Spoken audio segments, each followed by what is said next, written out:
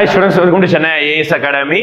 இப்போ நம்ம 6th ல இருந்து 10th குள்ள நம்ம எக்ஸாம் பாயிண்ட் ஆஃப் வியூவா அடுத்த குரூப் 4 க்கு நம்ம ஃபோக்கஸ் பண்றோம். அப்போ அதுக்கு சும்மா சிலபஸ் வைஸ் நம்ம படிக்கணும். அதை தாண்டி ரொம்ப முக்கியமான தகவல்கள் கேள்வி கேட்கக்கூடிய ஏரியாவை செலக்டிவா நம்ம நோட் பண்ணி படிக்கணும். ஓகேங்களா?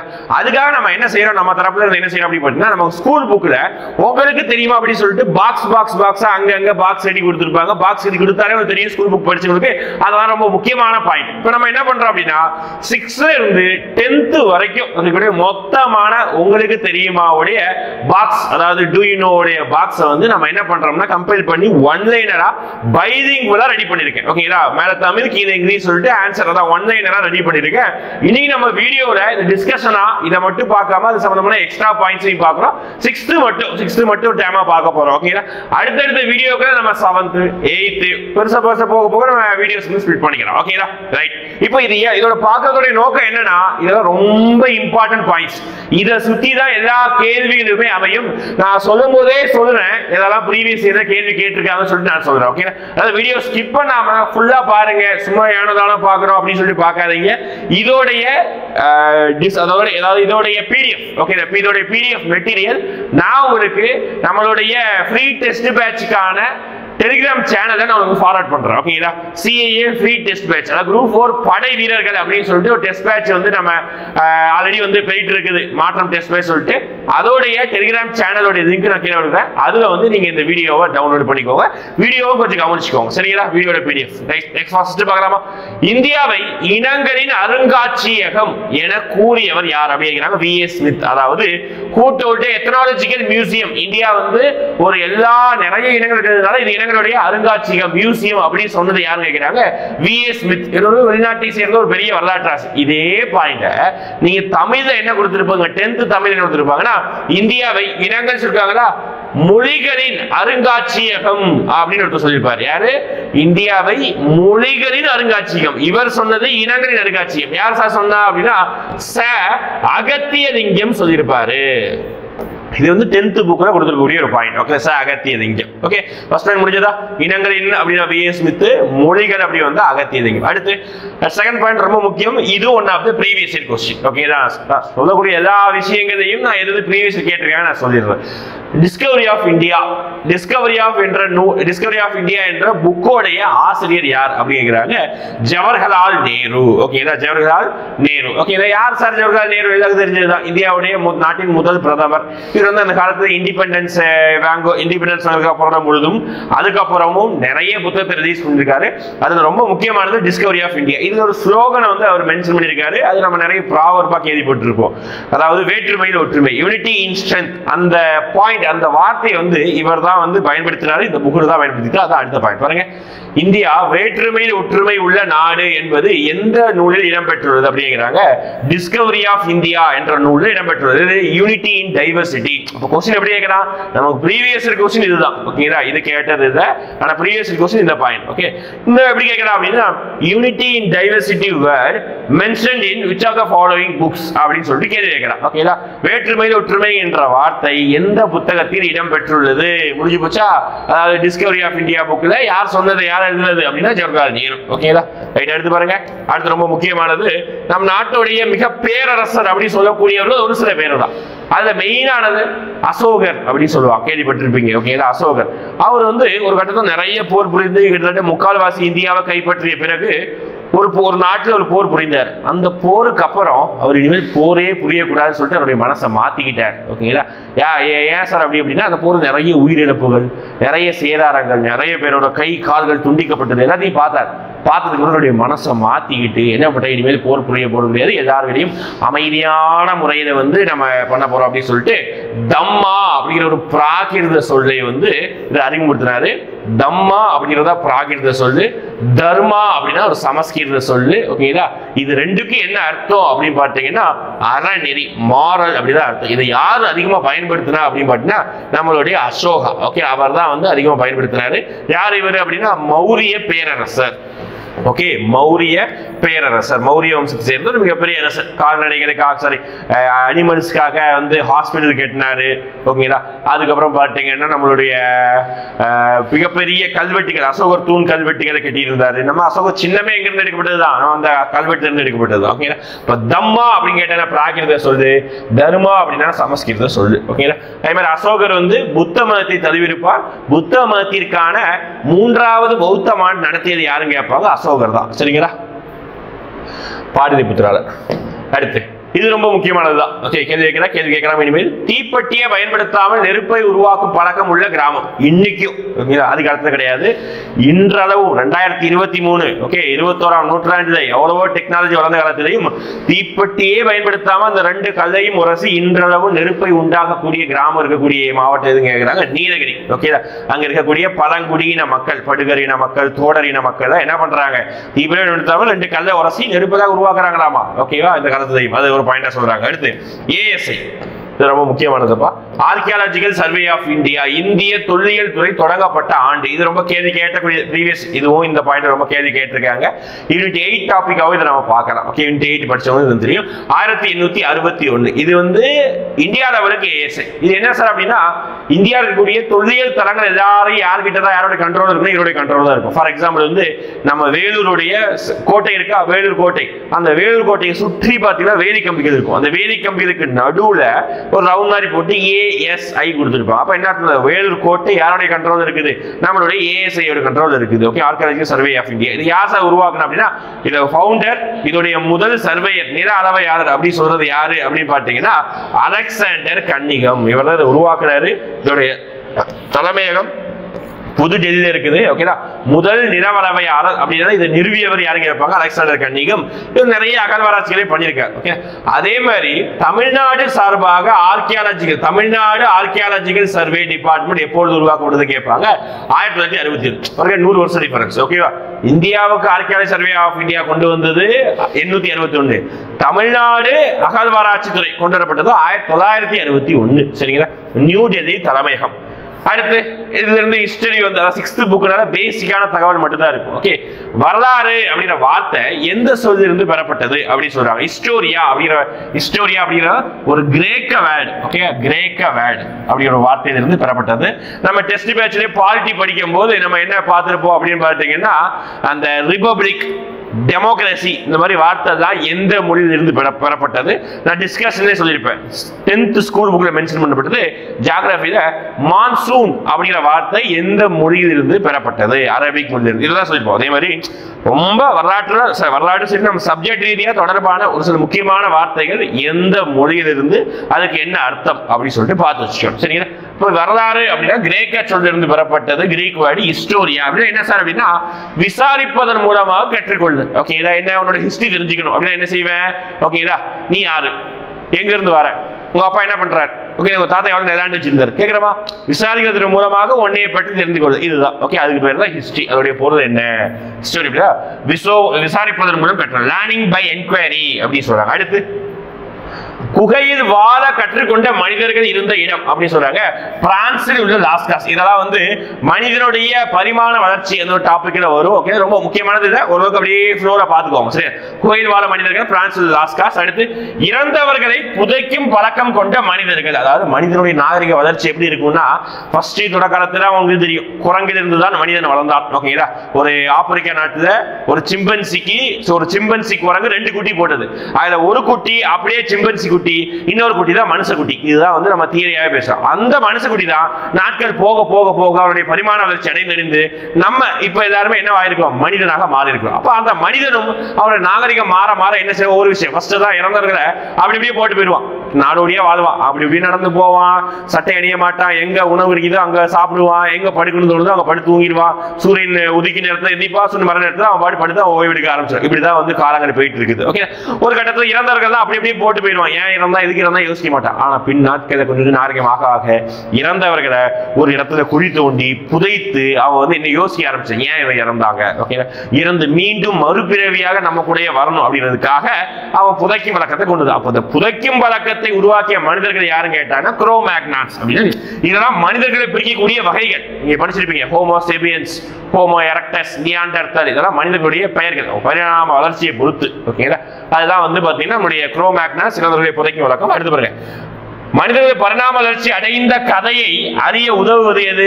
தொல்லியல், மானுடவியல், ஆந்த்ரோபாலஜி அப்படி இல்லைன்னா ஆர்கியாலஜி அப்படின்னு சொல்லுவாங்க. மனுஷன் எப்படி உருவானா, அவருடைய வளர்ச்சி என்ன அப்படின்றத தெரிஞ்சுக்கிறதுக்காக இந்த 2 சப்ஜெக்ட் உதவுது. Okay, anthropology. ஓகே, இது வந்து ஃபேமஸா இப்போ வந்து கடைசி ஒரு 5 வருஷங்களாக யூபிஎஸ்சி உடைய ஆப்ஷனல்ல ரொம்ப ஃபேமஸான ஒரு சப்ஜெக்ட் ஆந்த்ரோபாலஜி. ஓகேங்களா, அடுத்து 14வது பாயிண்ட், கட்டிடங்கள் கட்டுவதற்கு செங்கற்கள் பயன்படுத்த. அதாவது இது மொட்டையை கொடுத்துருப்பாங்க, இல்லைன்னா ஐவிசி டாபிக்ல வரும். சிந்து சமவெளி நாகரிகத்துல கட்டிடங்கள் எப்படி இருந்தது? அடுக்குமாடி கட்டிடங்கள் இருந்தன. ஓகேங்களா, அப்புறம் வந்து ஒவ்வொரு வீடுகளையும் பாதாள சாக்கடை, ஒவ்வொரு வீடுகளையும் கழிவறை வசதி, ஊருக்கும் பொதுவாக பெருங்குளம் காணப்பட்டது.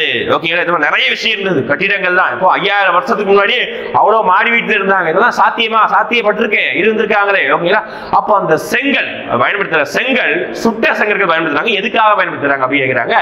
அதுதான் சுட்ட செங்கற்கள் வலுவானவை, கடினமானவை, நிலைத்து இருக்கக்கூடியவை, நீரினால் கரைவதில்லை அப்படி சொல்றாங்க.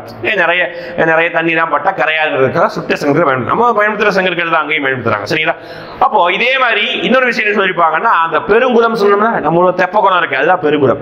அங்கேயும் இந்த இதே செங்கலை வச்சுதான் கட்டியிருப்பாங்க. ஆனாலும் அது நிறைய நேரம் நீர் தேங்கி இருக்கிறதுக்காக அந்த நீர் கசியக்கூடாது என்பதற்காக அந்த செங்கற்கள் மீது இயற்கையாக ஒரு தாரை வந்து பூசியிருப்பாங்க. அது எதுக்காகனா நீர் கசியாமல் இருப்பதற்காக. அதுதான் இங்க சொல்லுவாங்க. ஓகேங்களா, இரும்பு அடுத்த இங்க சொல்லிருப்பாங்க. அடுத்த சொல்றேன். 15ஆம் பாயிண்ட் ரொம்ப முக்கியமானது. இது வந்து previous year most important question. ஓகேங்களா, ஏன் அப்படி சொல்றீங்கன்னா, போன வருஷம் கூட ஒரு கொஸ்டின் கேட்டாங்க. ஒரு எக்ஸாம்ல போன வருஷம் கூட இதை வச்சு கொஸ்டின் கேட்டாங்க. அப்படியே இதை வச்சு மட்டுமே கேட்க மாட்டாங்க, இது ஒரு பாயிண்டாவும் கொடுத்துருவா. சரிங்களா, இந்தியாவில் தோன்றிய முதல் நாகரிகம், இந்திய நாகரிகத்தின் முதுகெலும்பு என்றெல்லாம் அழைக்கப்படுவது எது அப்படின்னு கேட்டாங்கன்னா, நம்மளுடைய சிந்து சமவெளி நாகரிகம் தான். இந்த நாகரிகத்துடைய மக்கள், ஓகே, இந்த நாகரிகத்துடைய மக்கள் என்னதான் தெரிஞ்சுக்கிட்டாங்க அப்படின்னு விஷயத்தை நம்ம பார்த்து வச்சுக்கணும். ஓகேங்களா, ஃபார் எக்ஸாம்பிள் இவங்க கண்டறிந்த முதல் உலோகம்னா செம்பு வச்சுதான் வெண்கலம் தான் பயன்படுத்துறாங்க. செம்பு மட்டும் தான் அவங்களுக்கு தெரியும். ஆனா இரும்போடைய பயன்பாடு அவங்களுக்கு தெரியாது. இரும்புனா என்னன்னே தெரியாது. இரும்பும் குதிரையும் அவங்களுக்கு என்னன்னே தெரியாது. அவங்க இதுவரைக்கும் அதை பார்க்கவே இல்லை. சரிங்களா, ரைட்டா? முக்கியமானது ப்ரீவியஸ் கொஸ்டின். அடுத்து, சிந்துவெளி மக்கள் ஆபரணம் செய்ய எதை பயன்படுத்துறாங்க? சரி சார், இரும்பு தெரியாது, தங்கம் தெரியாதா அப்படின்னா தங்கம் எல்லாம் தெரியும். ஓகே, அவங்க ஆபரணம் செய்வதற்காக பயன்படுத்துறது எதுனா சிவப்பு நிற மணிக்கற்கள் அப்படின்னு சொல்றாங்க. கார்னிரியான் அப்படின்னு சொல்றாங்க. சிவப்பு நிறத்தினாலான சின்ன சின்ன சின்ன சின்ன மணிக்கற்கள், இதுதான் என்ன சொல்றாங்க, சிவப்பு நிற மணிக்கற்கள், கார்னிரியான் அப்படின்னு சொல்றாங்க. ஓகே, இதை வச்சுதான் அவங்க வந்து சும்மா அழகுக்காக நம்ம எப்படி டைமண்ட், பிளாட்டினம் அதான் யூஸ் பண்றோம். அதே மாதிரி அந்த காலத்துலயும் வெள்ளி, தங்கம், செம்பு, வெண்கலம், ஈயம் இதெல்லாம் பயன்படுத்துறாங்க. அது இல்லாம அழகு பொருட்களாக யானையுடைய தந்தத்தையும் பயன்படுத்துறாங்க. சரிங்களா, அடுத்து, முதல் எழுத்து வடிவத்தை உருவாக்கியவர்கள். எழுத்து வடிவம் நம்ம இப்ப எழுதுறோம், தமிழ் எழுதுறோமா, இது ஒரு எழுத்து வடிவம். ஓகேங்களா, நம்ம தமிழ் இது ஒரு ஒன்னொகையான எழுத்து வடிவம். இதே மாதிரி சிந்துவெளி நாகரிகத்துல எழுத்து வடிவம் வந்து சித்திரை எழுத்து முறை எப்படி இருக்கும்? ஓகேங்களா, ஒவ்வொரு விஷயத்தையும் ஒரு டயக்ராமா வந்து மென்ஷன் பண்ணிருப்பாங்க. ஓகே, என்ன சொல்ல வராங்களோ அதை வந்து ஒரு வரைபடமா வரைஞ்சு வச்சிருப்பாங்க. ஓகேங்களா, ரைட். அப்போ அந்த எழுத்து முறைக்கு பேரு சித்திரை எழுத்து முறை. அதெல்லாம் வருவதற்கு முன்னாடி உலகத்திலேயே முதல் முறையாக எழுத்து வடிவத்தை கண்டுபிடிச்சது யாரு அப்படின்னு பாத்தீங்கன்னா சுமேரியர்கள் அப்படின்னு சொல்றாங்க. சுமேரியர்கள்னா யாரு அப்படின்னு பாத்தீங்கன்னா நம்மளுடைய மெசபடோமியா நாகரிகத்தை சேர்ந்தவர்கள். அதாவது ஈரான், ஈராக் பகுதியில வாழ்ந்த மக்கள் தான் சுமேரியர்கள் அப்படின்னு சொல்றாங்க. சுமேரியர்கள், பாபிலோனியா மக்கள், இவங்க தான் வந்து ஒரே வகையை சேர்ந்தவர்கள். ஓகே, இவங்க தான் உலகத்திலேயே முதலாக எழுத்து வடிவத்தை கண்டறிந்தவர்கள். ஓகே, அடுத்து பார்க்கலாமா? அடுத்து, உலகின் மிக தொன்மையான நாகரிகம். இது ரொம்ப முக்கியமானது. அதாவது நம்ம இந்தியாவில் பழமையான நாகரிகம்னா ஐவிசி சொல்றோம். ஓகேங்களா, உலகிலேயே மிக பழமையான நாகரிகம் அப்படின்னு கேட்டாங்கன்னா மெசபடோமியா நாகரிகம் 6500 ஆண்டுகளுக்கு முன்பு. ஓகே, 6500 ஆண்டுகளுக்கு முன்பு இருந்ததுதான் இந்த மெசபடோமியா நாகரிகம். அப்போ உலகத்துல வேற நாகரிகம் சார் இருக்கு? ஃபர்ஸ்ட் மெசபடோமியா. ஓகேங்களா, அதான் இந்த இது. அடுத்து ஐவி சொல்லலாம். அடுத்து வந்து எகிப்து நாட்டில் உள்ள நைல் நதி நாகரிகம். ஓகேங்களா, அதுதான் எகிப்து நாகரிகம். அடுத்து கொஞ்சம் புதியது சீன நாகரிகம். மொத்தம் உலகத்தில் 4 நாகரிகங்கள் அரித பழசு, ரொம்ப ரொம்ப ரொம்ப ரொம்ப பழசு. ஓகேங்களா, ஒன்று என்னது அப்படிப்பட்ட மெசபடோமியா, 2 ஐவிசி சிந்து நாகரிகம், 3 எகிப்து, 4 சீன நாகரிகம். ஓகேங்களா, இதுதான் சீக்வன்ஸ் சொல்லணும். இது 6th புக்லயே டைம் லைனும் கொடுத்திருப்பாங்க. நமக்கு தேவை சிந்து நாகரிகத்திற்கு அதிகமா படிச்சுக்கணும்.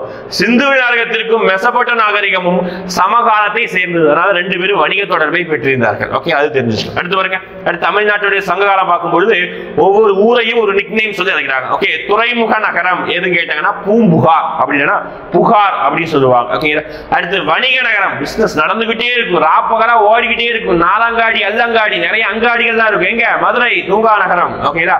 அடுத்து கல்வி நகரம், எஜுகேஷன் ரொம்ப முக்கியம். அந்த அந்த அந்த ஊர்ல வந்து அங்கதான் வந்து அந்த இப்பெல்லாம் கிடையாது, அந்த காலத்துல அங்க வந்து பாத்தீங்கன்னா ரொம்ப ரொம்ப ஃபேமஸான பல்கலைக்கழகங்களும் ஃபேமஸான கல்வி நிலையங்களும் காஞ்சிபுரம். ஓகே, கல்வி நகரம். அடுத்து நம்ம தமிழ்நாட்டை ஆண்டவர்கள் மொத்தம் மூவேந்தர்கள் சொல்லுவாங்க. மூவேந்தர்களையும் ஒரு சின்ன சின்ன அடைமொழி வச்சு சொல்லி கூப்பிடுவாங்க. ஒவ்வொரு ஊரே ஃபேமஸ் ஆனது. சோழ நாடு. சோழ நாடுன்னா எங்க வருது? தமிழ்நாட்டுடைய மத்திய பகுதி, காவிரி ஆறு பாயக்கூடிய பகுதி. ஓகே, அப்ப இந்த பகுதியில வற்றாத ஜீவனத்தினால அப்படியே வந்து விவசாயம் பண்ணிக்கிட்டே இருக்கலாம். ஓகே, அந்த அளவுக்கு இருக்கும். அதனால இப்ப எங்க எப்போ போனாலும் சோறு கிடைக்கும். ஓகே, அதனால சோழ நாடு சோறுடைத்து, பாண்டிய நாடு அங்க வந்து முத்து குடித்தல் ஃபேமஸ். ஓகேங்களா, நம்மளுடைய கடல், அதாவது மேல இருந்து கடலை டைவ் அடிச்சு ஆழம் கடலை அடியில போய் முத்து எடுத்து விடுவாங்க. இப்பதான் யாரும் பண்ண முடியாது. ஓகே, கொற்கை நகரம் முத்து குடித்தல் ஃபேமஸ். அதனால பாண்டிய நாடு முத்துடைத்து. ஓகேங்களா, சேர நாடு வேலமுடைத்து அப்படின்னு சொல்லுவாங்க. அதாவது எலிஃபேன்ட்ஸ் நிறைய இருக்கிறதுனால வேலமுடைத்து அப்படின்னு சொல்லுவாங்க. ஓகேங்களா, வேலம் அப்படின்னா தமிழ்ல வேலத்துக்கு தூய தமிழ் என்ன அர்த்தம் அப்படின்னா யானைன்னு அர்த்தம். அதனால இதை வந்து வேலமுடைத்து அப்படின்னு சொல்லுவாங்க. இங்கிலீஷ் சொல்றாங்க எலிஃபேன்ட்ஸ் அண்ட் அபுடன்ஸ். அபுடன்ஸ் நிறைய இருந்தது. அதனால அதே இது தொண்டை நாடு எடுத்துட்டு, தொண்டை நாடுனா எது? நம்மளுடைய பல்லவ நாடு தான் தொண்டை நாடு அப்படின்னு சொல்லுவாங்க. பல்லவ நாடு தான் தொண்டை நாடு. அதை வந்து சான்றோர் உடைத்து அப்படின்னு நிறைய ஸ்காலர்ஸ் இருப்பாங்க, படிச்சவங்க நிறைய பேர் இருக்காங்க. சரிங்களா, அடுத்து அண்டத்தை அப்படியே ஜியோகிராஃபி வருது. அண்டத்தை பற்றிய படிப்பு பெயர் அண்டவியல் அப்படின்னு சொல்றாங்க. ஓகேங்களா, அதான் study of universe is called cosmology அப்படி சொல்றாங்க. அடுத்து ஒரு ஒளியாண்டு என்பது, அதாவது சயின்ஸ்ல ஒளியாண்டு வரும், இங்கேயும் நம்ம ஒளியாண்டை பத்தி பார்க்கிறோம். ஒரு ஒளியாண்டு என்பது ஒன் லைட் இயர் அப்படிங்கிறது என்னன்னா distance travelled by light in a year. அதாவது ஒரு லைட்டு ஒரு வருடத்துல பயணிக்கக்கூடிய தொலைவுக்கு தான் ஒளியாண்டு அப்படின்னு சொல்றாங்க. அப்ப அதோடைய திசை வேகம் என்ன? ஒளியோடைய திசை வேகம் என்ன? பாருங்க எவ்வளவு பெரிய அளவு கொடுக்குறாங்க. ஒரு செகண்ட்ல, ஓகேங்களா, ஒரு செகண்ட்ல அந்த லைட் ஆன் பண்ணோம்னா எத்தனை பாருங்க, எத்தனையோ கோடி கிலோமீட்டர் வேகத்துல போதாம். ஓகேங்களா, அதாவது 1கள் 10கள் 100கள் 1000 10,000 லட்சம் 3 லட்சம் கிலோமீட்டர் பெர் செகண்ட். ஒரு செகண்ட்ல அவ்வளவு கிலோமீட்டர் போயிருவோம். எந்த அளவுக்கு வேகமா இருக்கு பாருங்க. அதுதான் கொடுத்துருக்காங்க ஷார்ட்டா 3 × 10⁸ மீட்டர் பெர் செகண்ட் அப்படி கொடுத்துருக்காங்க. சரிங்களா, செகண்ட் இது மீட்டர், இது கிலோமீட்டர். ஓகே, ஒளியின் திசை வேகம். அடுத்து அதே இது என்ன கேக்குறீங்க பாருங்க, இது வந்து லைட் ஒளி. இது வந்து பாத்தீங்கன்னா நம்மளுடைய சவுண்ட். ஓகே, அதோட திசை வேகம். இது அதோட கொஞ்சம் கம்மி தான். அவங்க 330 மீட்டர் பெர் செகண்ட் அப்படி சொல்றாங்க. 330 metre per second. Okay, sound sound வந்து எவ்வளவு வேகமாக பயணிக்குதோ அதுதான் இங்க சொல்றாங்க 330 மீட்டர் பெர் செகண்ட். ஓகே, இது எதுக்காக சார் இப்படி சொல்றாங்க அப்படி பாத்தீங்கன்னா, இது எப்பவுமே தெரிஞ்சுக்கணும். ஒரு ஸ்டேட்மெண்ட் क्वेश्चन எப்படி கேட்பாங்கன்னா, லைட் சவுண்ட் எது வேகமானது அப்படின்னு கேட்பாங்க. நம்ம சின்ன வயசுலயே படிச்சிருப்போம். ஓகேங்களா, 2 மேகங்களும் உரசுவதனால தான் என்ன உருவாகிறது? இடியும் மின்னலும் உருவாகிறது. ஃபர்ஸ்ட் நமக்கு எது? 2 ஒரே டைம்ல தான் வந்து உருவாகும். ஆனா நமக்கு ஃபர்ஸ்ட் இதுதான் தெரியும், மின்னலா இடியா?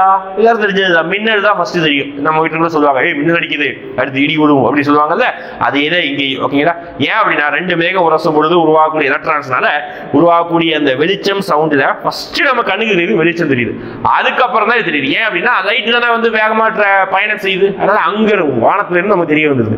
ஆனா சவுண்டு மெதுவா பயணம் செய்ய அதுக்கப்புறம் தெரிய வருது. அவ்வளவுதான் வித்தியாசம், வேற எதுவுமே கிடையாது. உட்காந்து நம்ம மனப்பாடம் பண்ணக்கூடாது. இதுக்குதான். அடுத்து இஸ்ரோ. இஸ்ரோ வந்து ஏகப்பட்ட சேட்டலைட் அனுப்பியிருக்காங்கப்பா.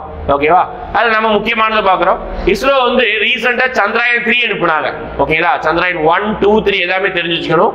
சந்திராயன் 1 2008, சந்திராயன் 2 2019, சந்திராயன் 3 இப்போ 2023. ஓகேங்களா, இதெல்லாம் வருஷம் தெரிஞ்சுக்கணும். அதே மாதிரி இஸ்ரோ வந்து செவ்வாய்க்கோளுக்கு அனுப்பிய ஒரு கிரகம், இது அனுப்பப்பட்ட சேட்டலைட் என்னன்னா மங்கலியான். ஓகே, மங்கலியான் இது அனுப்பப்பட்டது கேட்பாங்க 2013 தான்ப்பா அனுப்பப்பட்டது. ஓகேங்களா, இது அந்த இடத்துல போய் நின்னுதான் இது வந்து. ஓகேங்களா, 2014. ஓகேங்களா, ரைட். அடுத்து செவ்வாய்க்கோளை ஆராய்வது நம்ம எத்தனாவது நாடாக? 4வது நாடு. இந்த மாதிரி கேள்வி கேட்பாங்க. அதே மாதிரி நிலவை ஆராய்வது ஆய்வில் நம்ம எத்தனை நாடுகள்? நிலவிலேயே முதல் முறையாக தென்துருவத்தில் லேண்ட் பண்ணது நம்ம தான். ஓகே, சந்திரயான் 3. ஓகே, இது செவ்வாய்க்குள்ள ஆராய்வது நம்ம 4வது நாடு. இதுக்கு முன்னாடி அமெரிக்கா, ரஷ்யா, ஐரோப்பா நாடுகள் ஆராய்ச்சி பண்ணிட்டாங்க. நம்ம 4வது நாடாக நம்ம ஆராய்ச்சி பண்றோம். அடுத்து சொன்ன பாருங்க, நிலவை பற்றி ஆராய சந்திரயான் 1 அனுப்புனது 2008. அடுத்து 2019 சந்திரயான் 2 கொஞ்சம் ஃபெயிலியர் ஆனது. 2023 இப்பதான் போன மாசம் லான்ச் பண்ணோம், பெரிய சக்சஸ்ஃபுல். 2023 சந்திரயான் 3. ஓகே, அடுத்து நம்ம என்ன பண்ண போறோம்? சூரியனுக்கு ஆதித்யா L1 அனுப்பிட்டோம். ஓகேங்களா, ஆதித்யா L1 அனுப்ப போறோம். ஓகேங்களா, முதல் முறையாக சூரியனுக்கு நம்ம சூரியனை டெஸ்ட் பண்றதுக்காக வந்து சேட்டலைட் அனுப்புறோம். அடுத்து பாருங்க, மன்னார் வளைகுடா பகுதியில் உள்ள உயிர்கோள பெட்டகம் இந்திய பெருங்கடலில், அதான் என்ன சொல்றாங்கன்னா இவ்வளவு சதுர கிலோமீட்டர் சொல்றாங்க. இது என்ன சொல்றாங்கன்னா gulf of Mannar biosphere reserve in Indian ocean. ஓகேதா, அதாவது இந்தியா இருக்கக்கூடிய பயோஸ்பியர் ரிசர்வ் ரொம்ப முக்கியமானது கல்ஃப் ஆஃப் மன்னார். எங்க இருக்கும் அப்படின்னு பாத்தீங்கன்னா, இதுதான் இந்தியா. இங்க தமிழ்நாடுனா இங்கதான் நமக்கு என்ன இருக்கும் அப்படின்னா ஸ்ரீலங்கா இருக்கும். இந்த சின்ன கேப் இருக்கக்கூடிய இதுதான் பாத்தீங்கன்னா நம்ம இந்த மன்னார் வளைகுடா அப்படின்னு சொல்லுவாங்க. அதுக்கப்புறம் முக்கியமான டேட்ஸ்ல சர்வதேச மலைகள் மவுண்டைன் டே டிசம்பர் 11. ஓகேதா, டிசம்பர் ரொம்ப பனி பெய்யும். அந்த பனியையும் பொருட்படுத்தாம 2 கையில தூக்கி போட்டு, ஓகேதா, 11 2 கோடி மாதிரி. ஓகே, 11 டிசம்பர் மாசம் பனி பொழிவு தாண்டி மலை ஏறுறாங்க. அப்போ மலைகள் தினம் அப்படின்னா டிசம்பர் 11. ஓகே, அடுத்து தமிழ்நாட்டில் உள்ள பீடபூமி. ஓகேதா, தமிழ்நாட்டில் பீடபூமி தான் சொல்லுவாங்க, கிடையாது. தமிழ்நாட்டில் பீடபூமி நிறைய இருக்கு. அதுல 3 எக்ஸாம் கொடுத்துருக்காங்க பாருங்க. தர்மபுரி பீடபூமி, மதுரை பீடபூமி, கோயம்புத்தூர் பீடபூமி, பிளாட்யூ சொல்லுவாங்க. ஓகேதா, கொஞ்சம் அதாவது நம்மளுடைய சமவெளியை விட கொஞ்சம் உயரமா இருக்கக்கூடியது அந்த பீடபூமிகள் அப்படின்னு சொல்லுவாங்க. அடுத்து பண்டைய நாகரிக தொட்டில் என்று அழைக்கப்படுவது ஆற்று சமவெளி. எப்பவுமே வந்து ஒரு நாகரிகத்துடைய தொட்டில், அதாவது ஒரு நாகரிகமே எங்க உருவாகும்? ஆற்றங்களோட சமவெளி தான் உருவாகும். அதனாலதான் நாகரிக தொட்டில். அதாவது the plains have been cradle of civilization அப்படி சொல்றது நம்மளுடைய சிந்து நதி, இந்தியாவில் எகிப்துல நைல் நதி. ஓகேங்களா, அடுத்து உலகிலேயே உயரமான சிகரம் ரொம்ப முக்கியமானது. இந்த மாதிரி கொஸ்டின் கேட்பாங்க, ப்ரீவியஸ்ல கேட்டிருக்காங்க. நம்ம வேற மாதிரி நம்ம கொஸ்டின் கேட்கலாம். ஓகேங்களா, உலகிலேயே மிக உயரமான சிகரம் எவரெஸ்ட். அதோட உயரம் கேட்பாங்க 8.848. சார் என்ன சொல்லுவாங்கன்னா, நான் படிக்கிற காலத்துல இருந்து எங்க சார் எடுத்தது 8 எடுத்து வச்சா 4 எடுத்து வச்சிடலாம் அப்படி ஷார்ட்கட். ஓகே, அதோட உயரம் கண்டுபிடிக்கலாம். இப்போ இதோட உயரம் கொஞ்சம் அதிகரிச்சிருக்குது, 48 சென்டிமீட்டர் அதிகரிச்சிருக்கு. அதாவது 8848.48. ஓகே, கொஞ்சம் இவங்க வந்து ஒவ்வொரு 30-40 வருஷம் ஒருக்க வந்து உயரம் அதிகரிக்கும். இது வந்து இயல்பானது. ஜியோகிராபிக்கலா அந்த 2 பிளேட் மோதும் போது அதோட உயரம் வந்து அதிகரிக்கிறது. அது அடிப்படையில் அளந்து பார்க்கும்போது 48 சென்டிமீட்டர் உயர்ந்திருக்கு. அதே மாதிரி இந்தியாவிலேயே உயரமான சிகரம் எதுன்னு கேட்பாங்க. ஓகே, இந்தியாவுடைய உயரமான சிகரம் என்னன்னா காட்வின் ஆஸ்டின். ஓகே, K2 அப்படி சொல்லுவாங்க. ஆனா அது லீகலா இந்தியாவில் தான் இருக்கணும். ஆனா அந்த பாகிஸ்தான் ஆக்குபைடு காஷ்மீர் இருக்குது. இருந்தாலும் இந்தியாவுடைய ஃபுல் கண்ட்ரோல் இருக்கக்கூடிய உயரமான எதையும் கேட்பாங்க, நம்மளுடைய கஞ்சன்ஜங்கா சொல்லணும். ஓகே, அது இந்தியாவில் கண்ட்ரோல் இருக்கக்கூடிய உயரமான எது. ஓகே, அடுத்து பாருங்க, உலகின் மிக ஆழமான அகதி. எப்படி உயரமான விஷயம் பார்க்குறோமோ அதே மாதிரி ஆழமான விஷயம் பார்க்குறோம். ஆழமானா கடலுக்கு அடியில. ஓகே, அவ்வளோ தொலைவு இருக்கிறது. மரியானா அகதி எங்க இருக்குது? இந்திய பெருங்கடல்ல இருக்குது. அதோடைய இது தப்பா இருக்குப்பா. அதோடைய ஆழம் பாருங்க 10,994 மீட்டர். அப்போ எவரெஸ்ட் சிகரத்தையே அங்க வச்சோம்னா அது முங்கிடும். அந்த அளவுக்கு ஆழமா இருக்கு. யோசிச்சு பாருங்க எவ்வளவு ஆழம் இருக்கும் இந்திய ஓஷன் இருக்கிறது. கடலுடைய ஆழத்தை கண்டறிப்பதற்கு என்ன குறியீடுனா மீட்டர் மைனஸ். ஓகே, அதுதான் குறியீடு இருக்குது. அடுத்து பசிபிக் அப்படின்னு பெயரிட்டவர் யாருன்னா ஸ்பெயின் நாட்டு மாலுமி பெர்னிடாண்ட். அதுதான். ஓகே, அடுத்து பசிபிக் என்பதோட பொருள் என்ன? அமைதியாமா. பசிபிக் என்பது அப்படியே அமைதியா இருக்குமா. அதனால அதோட மீனிங்கே அதுதான். அதுக்கு அந்த பெயரை வச்சிருக்காங்க. வச்சது யாரு? ஸ்பெயின் நாட்டுடைய மாலுமி பெர்னிடாண்ட். இதான் ரொம்ப பேசிய பார்த்தது. இது ரொம்ப முக்கியமானது கேட்பாங்கப்பா. இந்திரா முனை. இந்திரா முனைன்னா என்னன்னா இந்தியாவுடைய சவுத் மோஸ்ட் பாயிண்ட் என்ன கேட்டாங்கன்னா அது இந்திரா முனை தான். இதுதான் இந்தியா. நம்ம சவுத் மோஸ்ட் அப்படின்னா கன்னியாகுமரி சொல்லுவோம். ஆனா நமக்கு இங்க இருந்து என்ன தீவு இருக்குது? நம்மளுடைய அந்தமான் நிக்கோபார் தீவு இருக்குது. அந்த தீவோடைய லாஸ்ட் பாயிண்ட் தான் இந்தியாவுடைய சவுத் எது. ஓகேங்களா, அதுதான் என்ன சொல்லுவாங்க அப்படின்னு பாத்தீங்கன்னா இந்திரா முனை சொல்லுவாங்க. இந்த இந்திரா முனையையும் ஓகே இங்க இருந்து இங்க இருக்கும், கொஞ்ச தூரம் தள்ளிதான் இருக்கும், இந்தோனேஷியா கண்ட்ரி இருக்கும். இந்த 2 நாட்டையும் பிரிக்கக்கூடிய கோடு தான் என்ன சொல்லுவாங்கன்னா 6 டிகிரி கால்வாய் அப்படின்னு சொல்லுவாங்க. 6 டிகிரி சேனல். இது மாதிரி நிறைய படிக்கணும். அடுத்தடுத்து வருது பாருங்க. ஓகே, பாருங்க இந்திரா முனை தான் இந்தியாவோட சவுத் மோஸ்ட் பாயிண்ட். அதுக்கும் அங்கிருந்து ஏசியா நாடு இருக்கக்கூடிய இந்தோனேஷியாவை பிரிக்கக்கூடிய ஒரு எல்லை கோடு தான் என்னது? 6 டிகிரி கால்வாய் அப்படின்னு சொல்றாங்க. அடுத்து பாருங்க, அதே மாதிரி இங்க நம்ம குட்டி குட்டி குட்டி தீவா நிறைய இருக்கும். அதுதான் வந்து லட்சத்தீவு அப்படின்னு நம்ம சொல்லுவோம். ஓகேடா, அதுல ஒரு தீவு தான் மினிக்காய் தீவு அப்படின்னு சொல்லுவாங்க. அந்த மினிக்காய் தீவு தான் லாஸ்ட் பவுண்டரி. ஓகே, அதையும் இங்க இருக்கக்கூடிய மாலத்தீவையும் பிரிக்கக்கூடிய கோடு 8 டிகிரி கால்வாய். அடுத்து ரொம்ப சுவாரஸ்யமானது. ஓகேவா, அடுத்து சரி, அதே லட்சத்தீவையும் மினிக்காய் தீவையும் பிரிக்கக்கூடியது. அதே லட்சத்தீவையும் ஓகே இந்த மினிக்காய் தீவையும் லட்சத்தீவையும் பிரிக்கக்கூடியது 9 டிகிரி சேனல். அதே இந்த சைடு நாம படிப்போம் அந்தமான் நிக்கோபார், ரெண்டு வேற தீவு தான். இடையில வந்து பாஸ் ஆகுது என்னது 10 டிகிரி சேனல். இது ரொம்ப ப்ரீவியஸ் இயர் கொஸ்டின், 2022 கேட்டாங்க. Previous year question. அந்தோமானையும் நிக்கோபாரையும் பிரிக்கக்கூடிய கால்வாய், அதாவது கோடுக்கு பெயர் என்னன்னா 10 டிகிரி சேனல் அப்படின்னு சொல்லுவாங்க. சரிங்களா, புரியுதா? இந்த எல்லாமே பார்த்து வச்சுக்க பாருங்க. எது இருந்து ஆரம்பிக்குது? 6 டிகிரி, 8, 9, 10. எதை படிக்கிறீங்க? இந்தியா சம்பந்தமான இந்த மூணையும் படிச்சுக்கோ. சரிங்களா? அடுத்து பால்ட்டியில இந்திய அரசியலமைப்பு சட்டத்தில் 22 மொழிகள் எந்த அட்டவணையில் உள்ளது அப்படிங்கிற 8வது அட்டவணையில் உள்ளது. 22 மொழிகள் இருக்கலாம். ஓகே, எந்த அட்டவணையில? 8வது அட்டவணையில். என்ன சார் அட்டவணை அப்படின்னா, நம்மளோட அரசியல் அமைப்பை ஒரு சில பகுதிகளாக, ஒரு சில அட்டவணைகளாக, ஒரு சில ஆட்களாக பிரிச்சிருக்காங்க. இந்திய கான்ஸ்டிடியூஷன் நடைமுறை இருக்கும் போது மொத்தம் 8 அட்டவணை இருந்தது. அதுக்கப்புறம் இப்போ நிறைய சேர்த்து 12 அட்டவணை இருக்கு. அந்த 12 அட்டவணையில 8வது அட்டவணையில இந்த மொழிகளை பத்தி பேசுது. ஃபர்ஸ்ட் இனிஷியலா 14 லாங்குவேஜ் தான் இருந்தது. ஓகேங்களா, அப்புறம் சிந்தி மொழி, ஓகே, கொன்காணி, மணிப்பூரி, மைத்திரி, சாந்திரி, ஓகே, போடோ, டோங்கிரி, இந்த மொழிகள் எல்லாத்தையும் பின்னாட்களை நம்ம சேர்த்துக்கிட்டோம். அதனால நிறைய அமெண்ட்மெண்ட் 21st, 71st, 92 அமெண்ட்மெண்ட், இதன் மூலமா நிறைய மொழி சேர்க்கப்பட்டனால 14 இருந்து அப்படி 22 மொழியாக இப்போதைக்கு இன்க்ரீஸ் ஆயிடுச்சு. ஓகேங்களா, அடுத்து இந்திய அரசால் அறிவிக்கப்பட்ட முதல் செம்மொழி, ரொம்ப முக்கியமானது. ஓகேங்களா, ஃபர்ஸ்ட் அறிவிக்கப்பட்ட முதல் செம்மொழி எதுன்னு கேட்பாங்க. நம்முடைய தமிழ் மொழி தான் முதல் செம்மொழி. அப்ப என்னதான் சார் நமக்கு வந்து இந்தியாவில இருந்து செம்மொழிகள் அப்படின்னா, முதலாக அறிவிக்கப்பட்டது வந்து நம்முடைய தமிழ் மொழி. அதுக்கப்புறம் 2005 சான்ஸ்கிரிட், ஓகேங்களா, சமஸ்கிருதத்தை அறிவிச்சாங்க. அதுக்கடுத்து 2008 ஓகேங்களா, 2008 கன்னடா, அப்புறம் வந்து பாத்தீங்கன்னா நம்மளுடைய இந்த தெலுங்கு, இந்த 2 லாங்குவேஜையும் 2008 அங்கீகரிச்சாங்க. அதுக்கப்புறம் பாத்தீங்கன்னா மலையாளம், நம்ம ஊருடைய பக்கத்தூர் மலையாளம், இந்த லாங்குவேஜ் என்ன பண்ணாங்க அப்படின்னா 2013 அங்கீகரிச்சாங்க.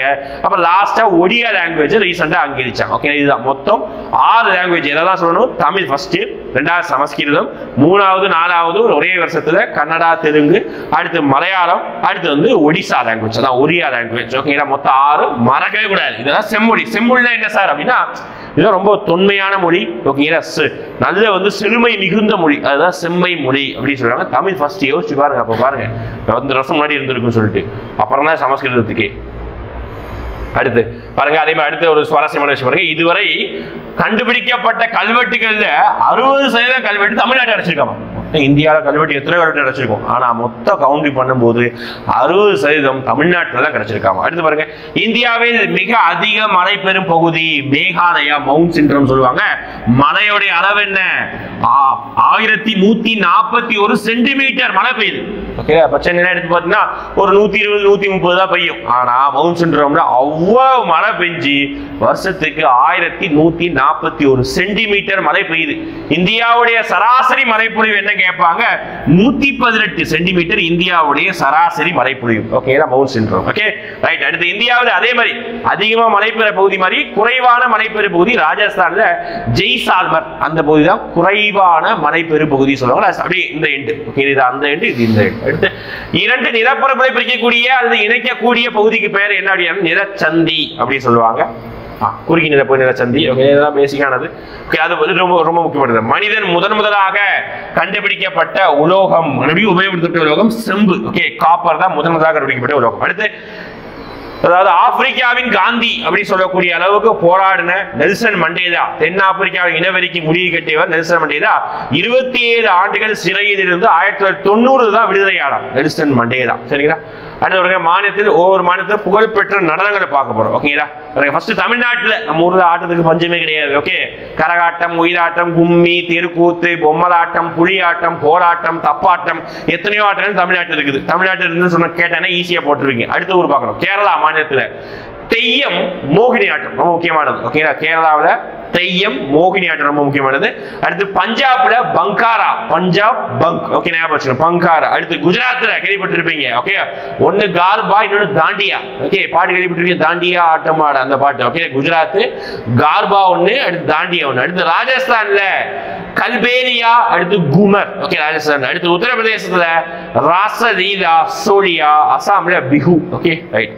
அடுத்து அம்பேத்கர் என அழைக்கப்படுபவர் யார் அப்படிங்கிறாங்க. பாபா சாஹிப். அவர் தான் நமக்கு தெரிஞ்ச பாபா சாஹிப் அம்பேத்கர் அப்படி சொல்லுவோம். இவர் தான் வந்து பார்த்தீங்கன்னா நம்முடைய இந்திய அரசியலமைப்புடைய வரைவு குழுவுடைய சேர்மன் இருந்திருக்காரு. ஆனா இந்திய அரசியலமைப்பு தந்தை சொல்லுவாங்க. இந்திய அரசியலமைப்புடைய சிற்பி என்று சொல்லக்கூடிய யார் தான்? அம்பேத்கர் தான். எம்ஏ பட்டம் 1915, பிஎஸ்சி பட்டம் 1927, டிஎஸ்சி பட்டம் லண்டன் பொருளாதார பள்ளியில் பயின்றார். ஓகே. அடுத்து சுதந்திர இந்தியாவின் முதல் சட்ட அமைச்சர் யார்? இவர் தான். இது கேள்வி கேட்டிருக்காங்க, ப்ரீவியஸ் கொஸ்டின். ஓகே. முதல் சட்ட அமைச்சர் கேட்பாங்க, முதல் நிதி அமைச்சர் கேட்பாங்க, முதல் ரயில்வே அமைச்சர் கேட்பாங்க. இந்த மூணு விஷயம் முதல் பிரதமர், முதல் குடியரசுத் தலைவர், முதல் துணை குடியரசுத் தலைவர் கேட்பாங்க, பார்த்து வச்சுக்கோங்க. சரிங்க. சட்ட அமைச்சர் B.R. அம்பேத்கர். அடுத்து அம்பேத்கருக்கு பாரத ரத்னா விருது வழங்கப்பட்டது 1990. மறக்கூடாது. ஓகே. அம்பேத்கர் பாரத ரத்னா விருது வழங்கப்பட்டது. அடுத்து தமிழ்நாட்டில் கூடிய எழுத்தறிவு மிகுந்த மாநிலங்கள். ஓகே. தமிழ்ல சரி. எஸ். ஓகேங்களா. இங்கிலீஷ்ல கொஞ்சம் தப்பா இருக்குது, நீங்க தமிழ் இதை ஃபாலோ பண்ணிக்கோங்க. சரி தமிழ் தப்பா இருக்கு, இங்கிலீஷ்ல ஃபாலோ பண்ணிக்கோங்க. சரிங்களா. கன்னியாகுமரி, சென்னை, இது அந்த சீக்வன்ஸ் ஒன்று ஞாபகம் வச்சு. ஓகே. கன்னியாகுமரி, சென்னை, தூத்துக்குடி, நீலகிரி. ஓகேங்களா. அதே மாதிரி குறைந்த எழுத்தறிவு கொண்ட மாநிலம் என்ன கேட்பாங்க? தருமபுரி, அரியலூர், விழுப்புரம், கிருஷ்ணகிரி. சீக்வன்ஸ் பார்த்து வச்சுக்கோங்க. செக்ஸ் ரேஷியோ இது கொஞ்சம் கரெக்டா தான் இருக்குது. ஓகேங்களா. பாலின விகிதம் ஃபர்ஸ்ட் அப்படின்னா என்ன சார் பாலின விகிதம் அப்படின்னா 1000 ஆண்களுக்கு எத்தனை பெண்கள் இருக்காங்க, இதுக்கு பேர் தான் பாலின விகிதம். ஓகேவா. ஒரு ஊர்ல மொத்தம் ஒரு 3000 பேர் இருக்காங்க அப்படின்னா அந்த 3000 பேர் எத்தனை ஆண்கள் எத்தனை பெண்கள் இப்படி பிரிச்சு பேசாம 1000 ஆண்களுக்கு எத்தனை பெண்கள் இருக்காங்க அப்படி நம்ம மல்டிப்ளை பண்ணிக்கலாம் அப்படின்னு சொல்லிட்டு நம்ம சீக்வன்ஸ் வரும். நீலகிரியில பாருங்க 1000 ஆண்களுக்கு 1041 பெண்கள், தஞ்சாவூர்ல 31, 1025, 1024. இதெல்லாம் பாலின விகிதம் அதிகம் உள்ள மாவட்டம், நல்ல மாவட்டங்கள். ஓகேவா.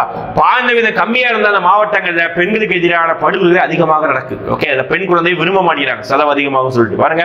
தருமபுரி, சேலம், கிருஷ்ணகிரி, ராமநாதபுரம் எல்லாம் பாருங்க டெவலப் கம்மி.